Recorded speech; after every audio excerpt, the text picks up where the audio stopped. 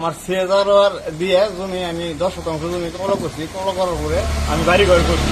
বাড়িঘর করার পরে দেখা গেছে জমিটা বিয়ারেছে ১ নম্বরে দেওয়ার পরে আমি ওই জমিটা বিয়ারেস কারিশন মামলা করছি। মামলা করার পরে ওই জমিতে বসে বাড়ি করছি। বিল্ডিং বাড়িঘর থাকার পরে একদিনে চলাচল রাস্তার জন্য আমার কাছে বিল্ডিংটা ভাঙ্গে হালাই দিতেছে বা ভাঙ্গেও হালাইছে। এটা ছিল কইতেছে খাস, কিন্তু আমি তো বিয়ারেস কারিশন মামলা করছি। এরপরে দলিল আছে, তারপরে একটা চিরস্থায়ী নিষেধাজ্ঞা আছে।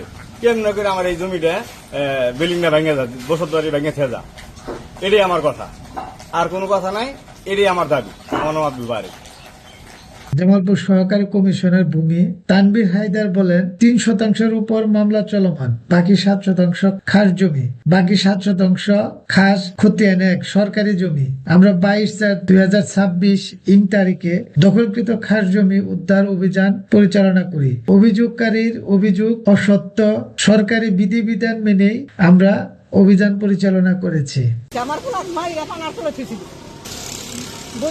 আমার আবার এই বিল্ডিং, আমার বিল্ডিং থাকার বিল্ডিং ভেঙে দিলি। বিল্ডিংটা ভাঙছে কে? ৩০ বছরের যাতায়াতের রাস্তা পারিবারিক কলহের জেরে 18 মাস ধরে বন্ধ করে রেখেছে, বন্ধ করে দিয়েছে। তারা অভিযোগ করছে ওরা আমাদের থাকার বিল্ডিং ভেঙে দিয়েছে।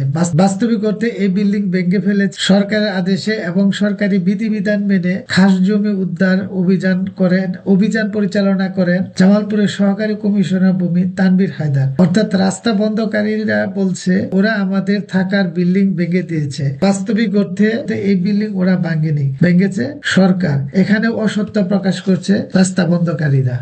আমার কাগজ, আমার জায়গা জমিন দলিল আমার কিছুই নাই। দেখছেন দলিল